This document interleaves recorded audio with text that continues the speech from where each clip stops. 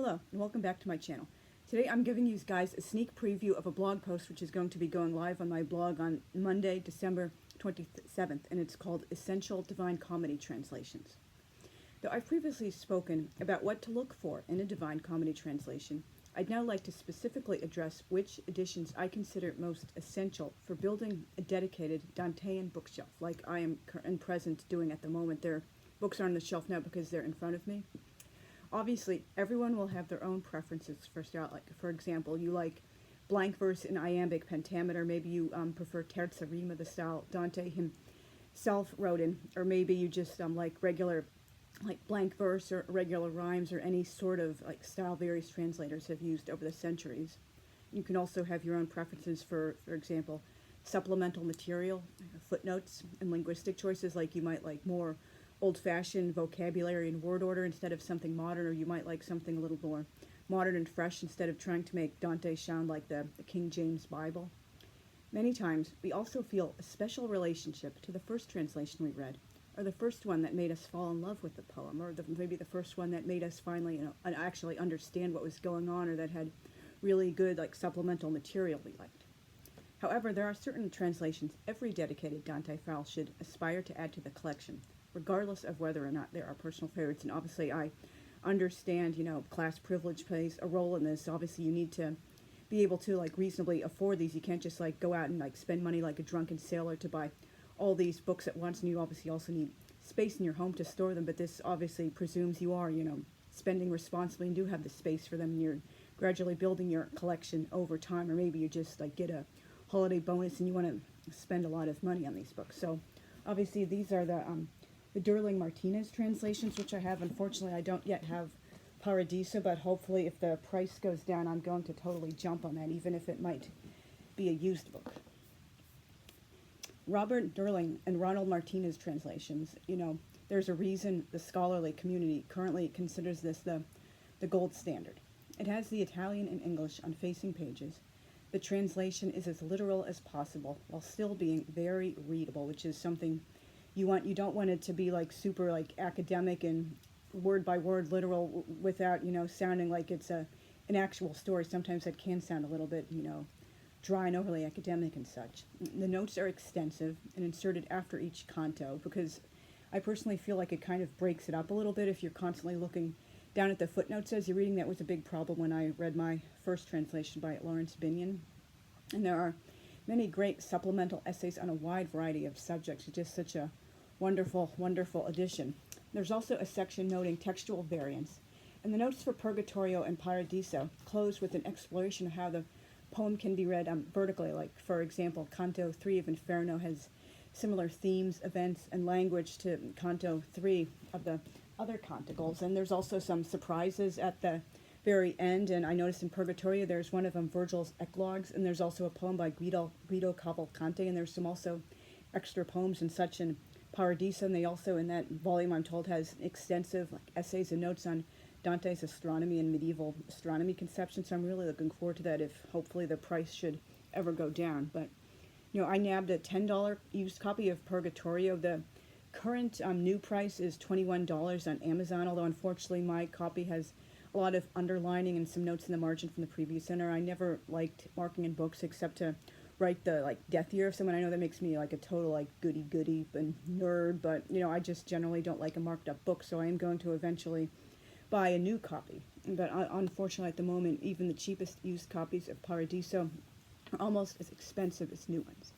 This is also my current new thing to my collection, Alan Mandelbaum's translation, which is all 3 canticles in 1 volume. I was very excited to recently add this to my collection. It's widely considered one of the finest translations, and obviously I mentioned they're all in 1 volume. Some translations you can only buy them in like 1 volume each, and sometimes you have a choice. You can buy like all in one or like 3 volumes separately, and usually when the 3 volumes are separate, there's generally more notes than there are if they're in 1 volume, but sometimes it's just a different style people like to buy and read and such for whatever reasons they like. The notes are included after each canto, which reduces the temptation to constantly look down and interrupt your reading. There are also reproductions of Sandro Botticelli's 16th century illustrations, which is really, really nice. He didn't, I think he only completed 4 of these illustrations. He did for the Divine Comedy, and like, but most of them are, very nice for what they are. He just didn't, fill in like the final line work and such like that. Now maybe I can show you guys some of that. And they have the old style of putting, I guess, tissue, not real tissue paper, but blank pages in front of each, so it wouldn't like muck up the other pages. Like for example, this is just one example of one of the illustrations, and here, let me see here's another illustration, and there were only, I believe, the 4 completed illustrations were the only ones with color in them, but that's just something interesting you might want to look for, a copy with reproductions of some of the famous illustrations made over the centuries. Now this is Mark Musa, which is the Penguin Classics edition. I know this is obviously still in print, but currently the new Penguin Classics chooses to do like other translations instead of this, but you can obviously still find this. It hasn't gone out of print yet. And it also includes La Vita Nuova, which is also available separately with an extensive essay and notes, although I don't think I particularly agree with all of the like interpretations he makes of La Vita Nuova, because he's claiming like Dante was kind of like ashamed and embarrassed and making fun of his crush on Beatrice, and was trying to like do it as some kind of warning not to have a crush on people like that. So obviously you have to take certain like essays and such with a grain of salt. And his 3 translations of the different canticles are also available separately with more extensive notes than in the bundled books. And I highly recommend this translation because of the simplicity of the language. Reading the poem in such easy to understand English after only knowing the overly flowery language and annoying Elizabethan constructions of Lawrence Binyon was like reading it all over again and finally understanding it. Unfortunately, I can't show you guys the old portable Dante, which Lawrence Binyon translated, and it has excerpts from a number of Dante's other works. And the La Vita Nuova, that translation is by Dante Gabriel Rossetti, who obviously took one of his middle names really was Dante, but he moved it to the front spot in honor of the Dante because he just like loved and adored him so much. And I thought I had put my Binyon translation in a special box of things going with me when I moved, but unfortunately I believe it's 900 miles away in storage, and my little brother cares more about his girlfriend and her husband, so he's no longer helping me ship my things down. I'll have to get friends to do that. And next we have the Hollander's translation by Robert and Jean Hollander, who are both passed away. Mrs. Hollander passed in 2019, and Professor Hollander just passed away a few months ago. The 3 canticles are only sold in individual volumes, and they have beautiful covers. I'm really looking forward to adding them. But the prices do seem rather reasonable, like I think $16 to I think maybe $19 currently. And it does make sense to split them up in this case because of the extensive essays and notes. I think it's almost as long as the actual poem in each volume. You can also read it all for free online at the Princeton Dante Project, though nothing compares to holding a physical book in your hand. Robert Hollander taught Dante at Princeton for 42 years and was much beloved by his students. Like, they went with him on special trips to Italy, and they would all march together in the graduation. They would have like special reunions because he was just so wonderful. They absolutely loved his class and everything they taught him. He passed away in June 2021 at age 87.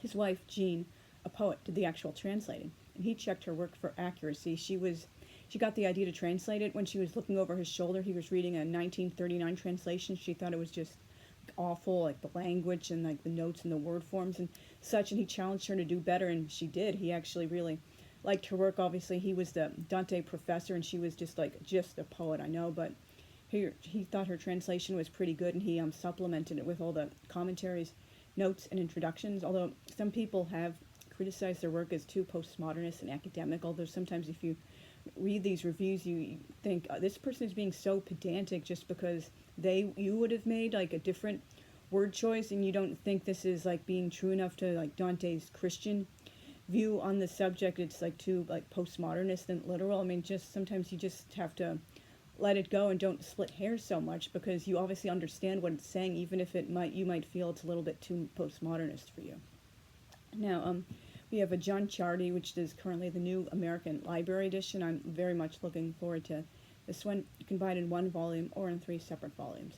Seems to be currently the best regarded rhyme translation, though it does take some liberties to stick to the rhyme scheme, and every canto ends with a couplet instead of a single line. So if you're more of a purist, that might kind of bug you a little bit, but I think most people genuinely, they tend to like this thing. It does a rhyme scheme without like forcing it too much into terzerima like Dante did, so you can like read it without like feeling like, oh, I'm think reading something that was forced to rhyme for the sake of rhyming. The rhymes genuinely tend to come more naturally when you're not doing the kind of rhyme scheme the original poet did. Number 6 is Robin Kirkpatrick, New Penguin Classics Edition. From what I've seen of this and heard, it seems like a good balance between linguistic accuracy and a fresh new spin. Like, for example, he translates on Malabolja, the pockets of hell, as we get deeper into, like, deeper and deeper in hell, as rotten pockets, and the word ahi as eek.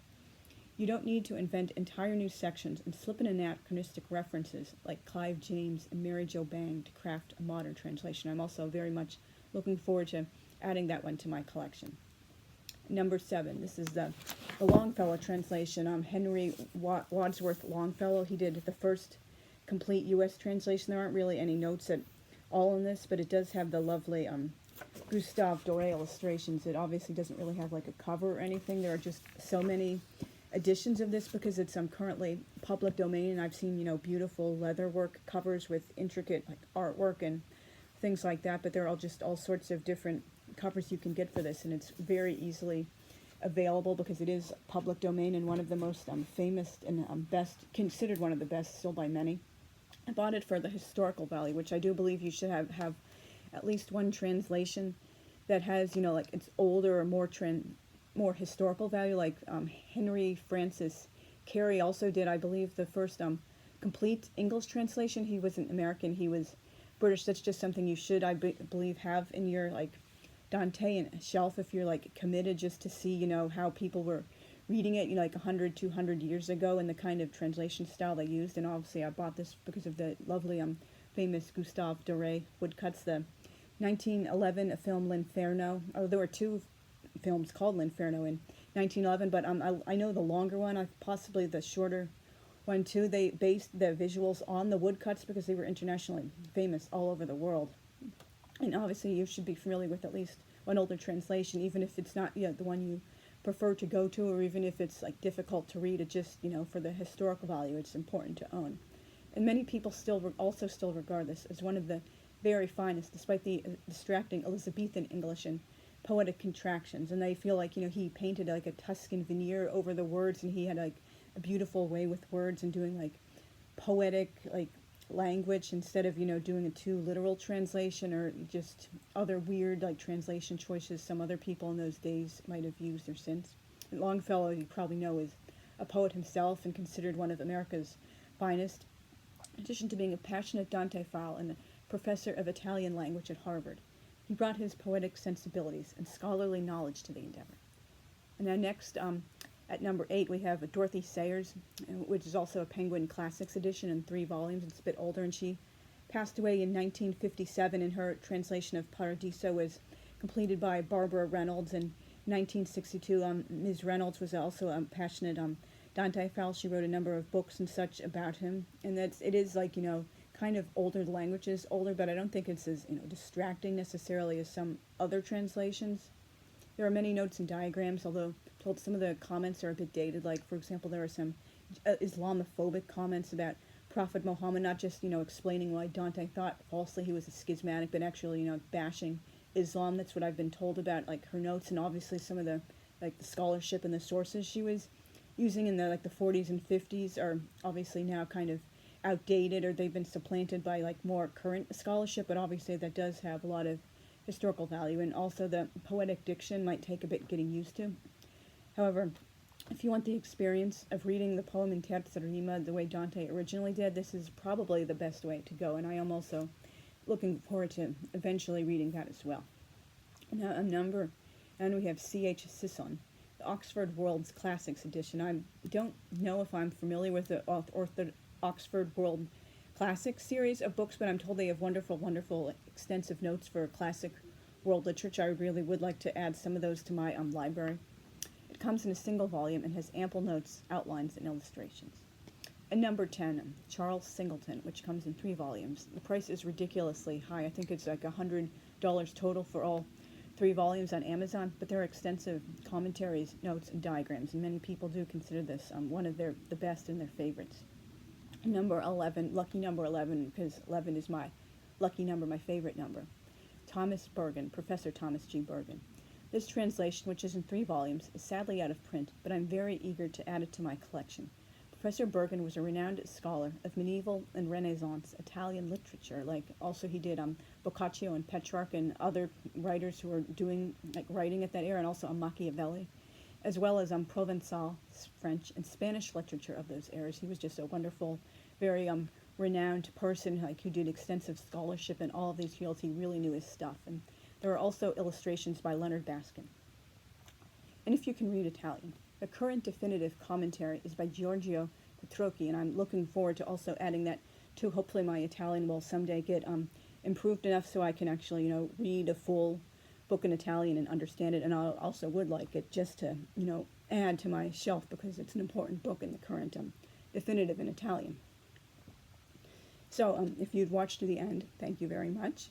And if you are Catholic or Protestant, I would like to wish you guys a very, very happy Christmas. And I will see you again on Monday, December 27th. I believe I will finally be doing the It Cannot Be Books tag. And my next Dantean post, I think, will be on Terza Rima, which was drawn from one of my blog posts. And I'm also doing a lot of more Dantean content and also some book reviews. As I've mentioned, my next non-Dantean book review hopefully will be The Play of God by Devi Vanamali, which is about the life of Krishna. It's a wonderful, lovely, beautiful book, so look forward to that. And please like, subscribe, comment, and share. I'm looking forward to building my channel and getting much better at editing and shooting in the new year. So see you very, very soon, and have a very Merry Christmas if you celebrate the holiday. Thanks. Bye.